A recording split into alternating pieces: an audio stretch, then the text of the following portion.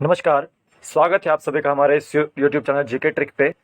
आज ये हमारा फोटोसिंथेसिस इन हायर प्लांट्स का जो है ये लास्ट लेक्चर होने वाला है और आज हम इसमें 5 क्वेश्चन करेंगे।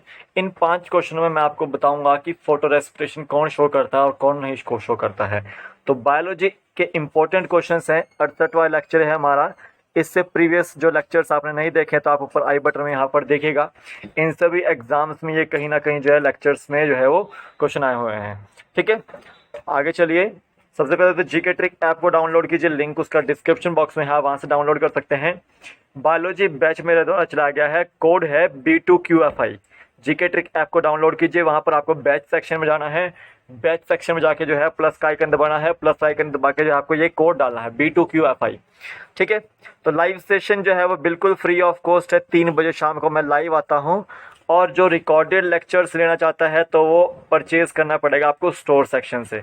उसी के अंदर है स्टोर सेक्शन ऐप के अंदर, वहाँ से आप परचेज कर सकते हैं।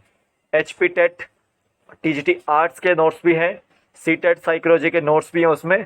टेट मेडिकल और TST मेडिकल के क्वेश्चन पेपर भी आपको प्रीवियस मिल जाएंगे। और ये व्हाट्सएप के लिंक दिए हैं मैंने, गर्ल्स के लिए अलग और बॉयज़ के लिए अलग, तो यहाँ पर भी आप ज्वाइन कर लीजिएगा। ठीक है, तो आपको यहाँ पर भी जो है सही जो जानकारी है वो मिलती रहेगी समय समय पर। अब चलता हूँ फर्स्ट क्वेश्चन की ओर। Which of the following is the most abundant enzyme in the world? इनमें से कौन सा जो है वो मोस्ट अबंडेंट एंजाइम है वर्ल्ड में? तो अभी हमने जो एंजाइम पढ़ा है फिलहाल के तौर पर रुबिस्को, यही जो है आपका एंजाइम मोस्ट अबंडेंट एंजाइम है वर्ल्ड में। मोस्ट अबंडेंट एंजाइम है वर्ल्ड में, तो याद रखना है आपको। बी ऑप्शन इसका बिल्कुल राइट आंसर है। और ये जो NADPH और ATP है ये एनर्जी है एक तरह से। ठीक है, बी ऑप्शन इसका राइट आंसर है। नेक्स्ट क्वेश्चन देते हैं, why photo respiration is a wasteful process? देखिए, फोटो रेस्पिरेशन को हम क्या बोलते हैं? एक तरह से इसको हम ऑक्सीडेटिव जो है केल्विन साइकिल भी बोलते हैं, या फिर C2 पाथवे भी इसको बोलते हैं। अब इसमें क्या होता है कि यहाँ पर जो है ATP और NADP का जो है यूटिलाइजेशन होता है, तो यहाँ पर उसको हम वेस्टफुल प्रोसेस ही बोलते हैं। C3 प्लांट्स तो आपका फोटो रेस्पिरेशन शो करता है, लेकिन C4 प्लांट्स जो है वो फोटो रेस्पिरेशन को जो है वो शो नहीं करते। वो क्या करते हैं, क्यों नहीं वो शो कर पाते? क्योंकि यहाँ पर कार्बन डाइऑक्साइड और ATP का यूटिलाइजेशन तो होता है लेकिन सिंथेसिस नहीं हो पाती ATP और NADPH की। तो यहाँ पर बी ऑप्शन इसका बिल्कुल राइट आंसर है कि there is no synthesis of ATP and NADPH but it utilises ATP। ठीक है, तो हम जो फोटो रेस्पिरेशन है वो उसको हम वेस्टफुल प्रोसेस बोलते हैं। और कहाँ शो होती है? ये नहीं होती है, ये C4 प्लांट्स में ये शो नहीं होती है, हैच एंड स्लेक पाथवे में ये शो नहीं होती है। ठीक है, कहाँ शो होती है? C3 प्लांट्स में ये शो होती है, ये आपको याद रखना है। नेक्स्ट देते हैं, why C4 plants does not show photo respiration? अब C4 प्लांट्स जो है वो क्यों जो है फोटो रेस्पिरेशन जो है वो शो नहीं करते?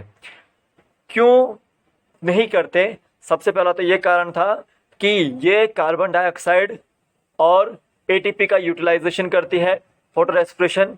दूसरा ये याद रखना है कि जब ये यूटिलाइजेशन कर रही है तो वापस ये उसको सिंथेसाइज नहीं कर पाती ATP और NADPH को।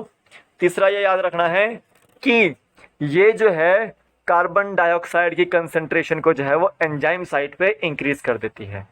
कार्बन डाइऑक्साइड की कंसंट्रेशन को जो है वो एंजाइम साइट पे इंक्रीज कर देती है। और कार्बन डाइऑक्साइड कहाँ पर जो है देखने को मिलता है? हैच एंड स्लेक पाथवे में, C4 पाथवे में, बंडल शीट सेल्स में, क्योंकि वहाँ पर मैलिक एसिड ब्रेक होता है ना।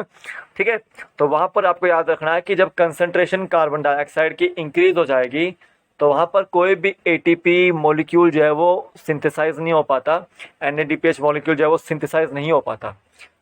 तो याद रखना है आपको, C4 प्लांट जो है वो फोटो रेस्पिरेशन शो नहीं करते। तो बी ऑप्शन इसका बिल्कुल राइट आंसर है। नेक्स्ट में देते हैं, how many ATP formed by 1 NADPH molecule? एक NADPH मॉलिक्यूल कितने ATP बनाता है? सबसे पहले ये समझ लीजिए कि NADPH मॉलिक्यूल में कितने हाइड्रोजन पॉजिटिव आयन होते हैं? तो वहाँ पर 6H पॉजिटिव आयन होते हैं। अगर हम इसको 3 में बांटे, 2H पॉजिटिव, 2H पॉजिटिव और 2H पॉजिटिव, तो 2H पॉजिटिव एक 2H पॉजिटिव एक ATP देता है। तो 3 2H पॉजिटिव कितने एटीपी देंगे आपको? 3 एटीपी देंगे।